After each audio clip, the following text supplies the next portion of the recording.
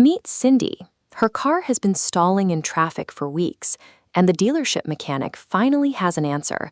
Her warranty expired 3 days ago. There will be no free repair. Feeling totally helpless, she accepts the verdict and walks away. We do this all the time. From childhood, society trains us to share our toys, accept the rules, and above all, be polite.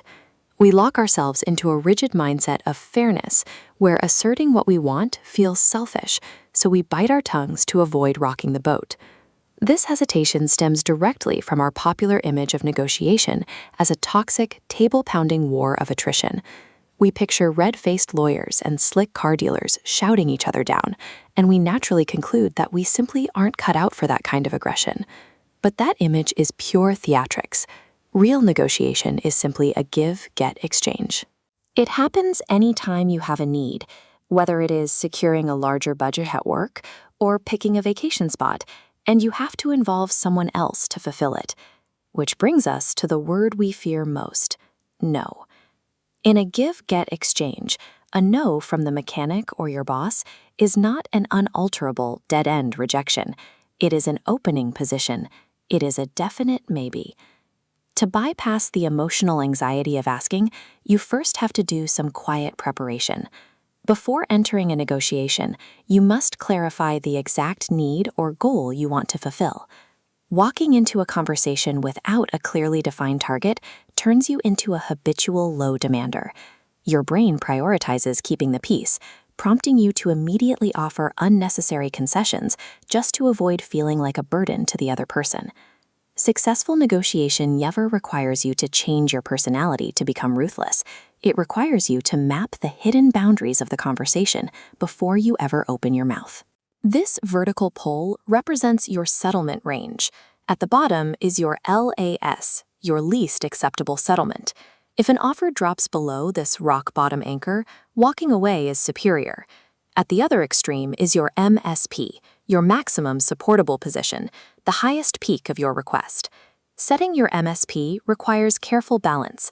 It must represent the absolute maximum value you want, but you have to back it with a rational justification to remain credible. If you are asking for a $5,000 computer workstation, you need to prove it saves your department $5,000 in lost time or injury risk.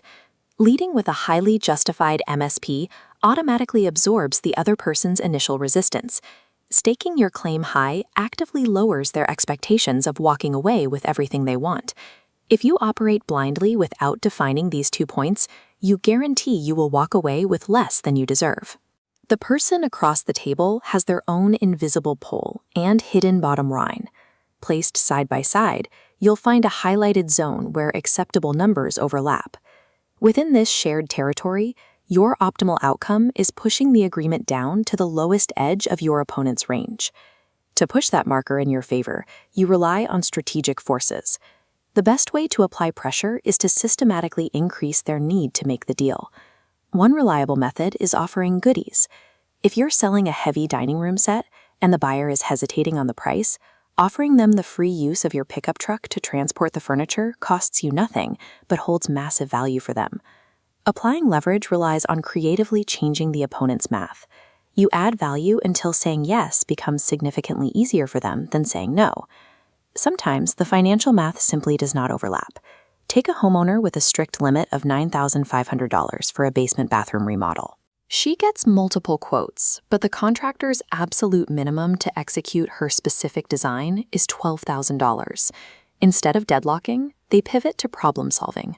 By swapping luxury tile for waterproof wallpaper and a standard sink, the contractor meets her $9,500 budget without sacrificing his profit margin.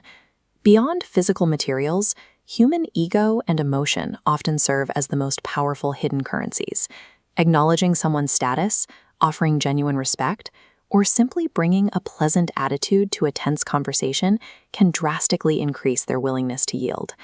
When a negotiation appears hopelessly stuck over numbers, the solution almost always requires identifying and fulfilling an unstated emotional or logistical need. You do not need to adopt the tactics of a ruthless shark to be highly effective.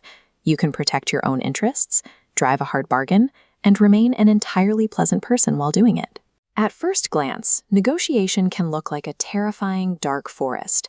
But once you understand the settlement zone boundaries, that unknown territory gets mapped out. It becomes as familiar as a blueprint of your own backyard. By mapping your boundaries, reframing rejection as a starting point, and focusing on mutual needs, everyday negotiation transforms from a conflict to avoid into a systematic tool you can use to navigate life.